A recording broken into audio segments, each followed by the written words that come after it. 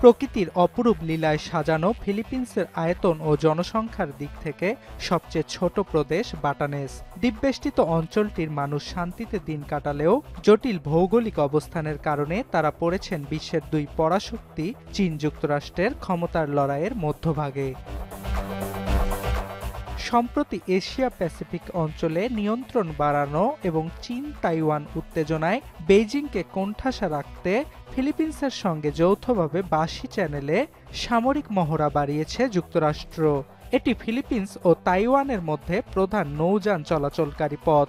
এছাড়া রুটটি দক্ষিণ চীন সাগরকে পশ্চিম প্রশান্ত মহাসাগরের সঙ্গে সংযুক্ত করেছে।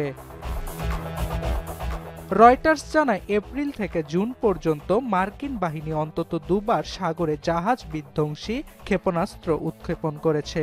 মূলত পশ্চিম প্রশান্ত মহাসাগরে চীনের আধিপত্য ঠেকাতে এই ক্ষেপণাস্ত্রগুলোর পরীক্ষামূলক ব্যবহার চালায় পেন্টাগন। এছাড়া ভবিষ্যতে চীন তাইওয়ানে হামলা চালালে তাদের নৌবহরকে রুখতে প্রস্তুত রাখা হচ্ছে এসব জাহাজ বিধ্বংসী ক্ষেপণাস্ত্র।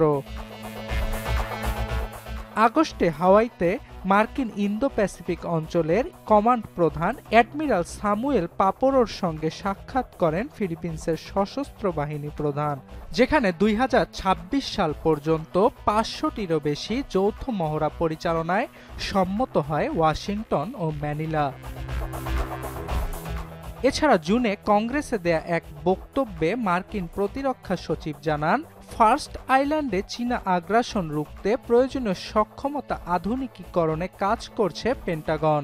এ লক্ষ্যে ফিলিপিন্সের বর্তমান প্রেসিডেন্ট ফার্ডিনান্দ মার্কোস জুনিয়রের সমর্থন প্রয়োজন মার্কিন সামরিক বিভাগের। ইতোমধ্যে ম্যানিলা ওয়াশিংটনকে তাদের 4টি সামরিক ঘাঁটি ব্যবহারের অনুমতি দিয়েছে। It is important to other countries.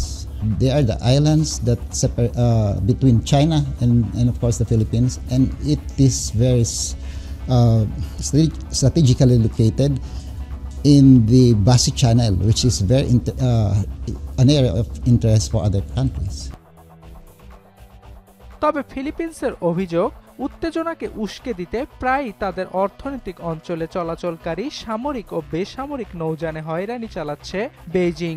যুক্তরাষ্ট্র ছাড়াও নিজেদের সামরিক সক্ষমতা বাড়াতে গেল বছর এপ্রিলে ভারত থেকে $375 মিলিয়ন অর্ডারের অংশ হিসেবে ব্রহ্মোস সুপারসনিক জাহাজ বিধ্বংসী ক্রুজ ক্ষেপণাস্ত্রের প্রথম ব্যাটারি ডেলিভারি পেয়েছিল তারা। Centre for strategic and international স্টাডিজের তথ্যানুসারে এই ক্ষেপণাস্ত্রগুলি 500 কিলোমিটার পর্যন্ত পাল্লায় আঘাত হানতে সক্ষম। রয়টার্স জানায়, বাশি চ্যানেলে যুক্তরাষ্ট্র ফিলিপিন্স যৌথ সামরিক মহড়া ভালোভাবে নিচ্ছে না বেইজিং। জাপানি সামরিক ট্র্যাকিং এর বরাতে রয়টার্স জানায়, মে মাসে সাগরে মার্কিন মেরিন NMECs মোতায়েনের মাত্র একদিন পরই চীনা নৌবাহিনীর যুদ্ধজাহাজ শানডং পশ্চিম প্রশান্ত মহাসাগরে প্রবেশের জন্য বাশি চ্যানেলে যাত্রা করে। কিন্তু এত কিছুর মধ্যেও বাটানেসের গভর্নর আগুতোর বিশ্বাস, ফিলিপিন্সের দ্বীপপুঞ্জে হামলা চালাবে না চীন। অর্ণব প্রসাদ, এখন বিশ্ব। আপনাকেই বলছি, ইন্স্যুরেন্স করলে সিটিতে সুরক্ষা পাবেন নিশ্চিত।